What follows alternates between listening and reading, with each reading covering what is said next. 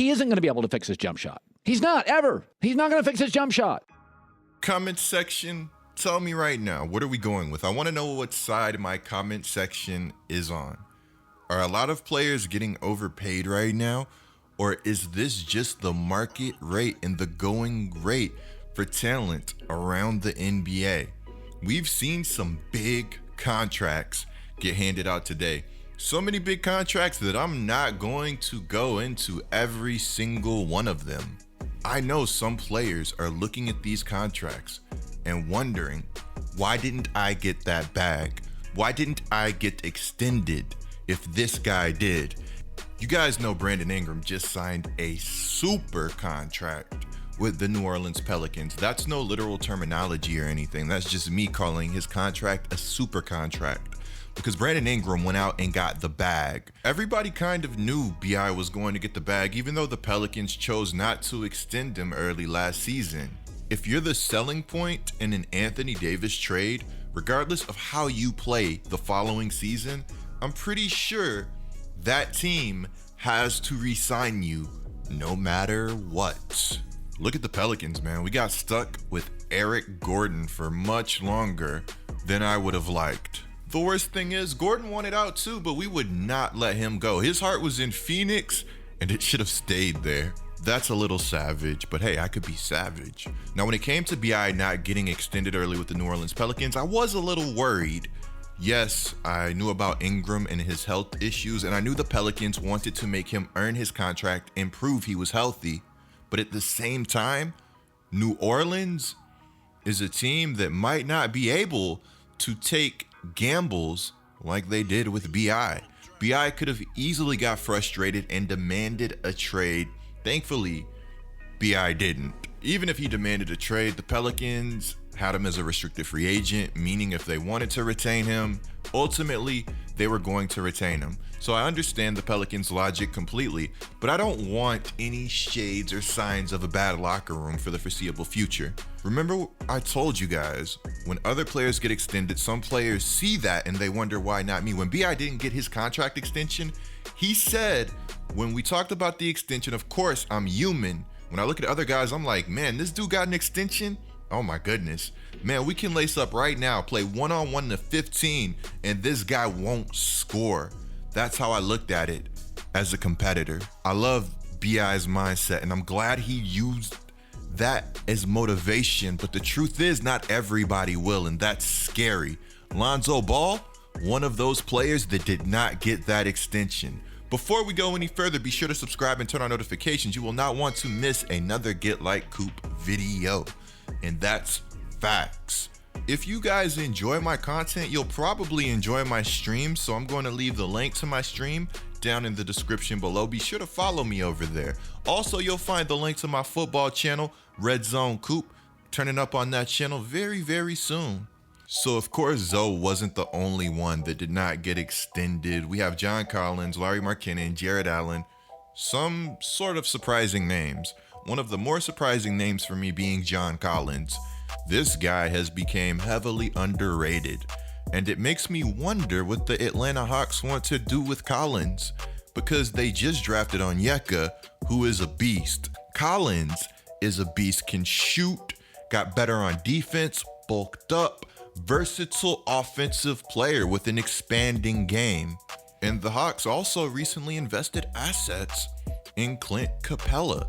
So this is a team with talent at big that is going to have to make a decision. Now, when it comes to Lonzo Ball, when he signed with Clutch, I'm not going to lie, I thought Lonzo was out of here. No chance he was returning. I've seen the Clutch story once. How many times do you have to read a book to know the ending? I've definitely read this book before. I've seen the movie.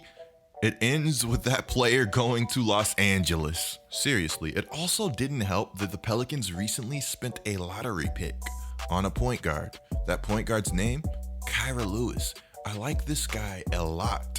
I think he's going to be really good if he gets the right opportunity to develop. The same with Nickeil Alexander-Walker. This is going to sound ridiculous, but I truly do believe the Pelicans have talent at the guard position. Shout out to Josh Hart, who can defend multiple positions. We definitely do appreciate that in New Orleans. If you judge Lonzo by his bubble play, you're not going to get the full picture. You're going to get a picture. It's going to be a pretty bad one. In the bubble, Lonzo was horrific. 5.6 points per game, 5.3 rebounds per game, 6.8 assists per game, and he shot 26% from the field. Bleacher Report actually posted that. And then Lonzo said, make sure y'all post my stuff next year too. I think during the duration of this season, we're going to see an expanded game from Lonzo Ball. Already, I've seen him look more comfortable shooting the ball than he ever has. 37.5% from the three-point line last season. Drastic improvements. All of those shooting changes, they've been working. Already, I've seen ZO2 pulling up from the mid-range with confidence. I've seen him attacking the basket with confidence, finishing over bigger defenders. He's a big guard. He has to remember that he's one. This guy was a lotto pick, and when he remembers and knows exactly how good he is, he turns into one of the better point guards in the game. He's a true floor general. In the month of March, be it a small sample size, Zoe was turning up. There's going to be a lot of people maybe saying, no, he wasn't, again, small sample size. In March, in a 5-game sample size, Zoe put up 20.8 points per game, grabbing 8 boards per game, dishing 8 assists per game, 51% from the three-point line, and 53% from the field. The most beautiful thing about Zoe's game is he was good at catching and shooting the ball. He had a good three-point percentage. Man, I'm going to say he was great in catch and shoot situations. That's perfect when you're playing next to a player like Zion Williamson, somebody that's already looking like they're going to have a similar gravity to that of Giannis Antetokounmpo, a gravity that's so rare, you know what? Let me chill. The point I'm trying to make is that the Pelicans are going to generate a lot of open shots. It's going to be on Zoe and the other players on the Pelicans roster to knock them down. Zion and Zoe play so well together. Unfortunately, I don't have their on-off numbers right in front of me because it's not a full breakdown video, but I can assure you the Pelicans are much better with Zion and Zoe on the floor. Now, I just want to reiterate this. When somebody is going to be a restricted free agent and they don't get an early extension, it's not a bad sign. Zoe has been inconsistent in the past. You look at his numbers and you see a bunch of different pictures. The Pelicans just want him to prove it, like they did with Brandon Ingram. When somebody's going to be a restricted free agent, the franchise pretty much holds all the cards unless they really want out and they're going to take the qualifying offer, which is a very small deal that a lot of people will not play for. I think Zoe finally has the right coach, and I think it's a smart move by New Orleans to just wait. And I think it's good for Zoe too, because I truly do believe he's going to earn a big payday this season.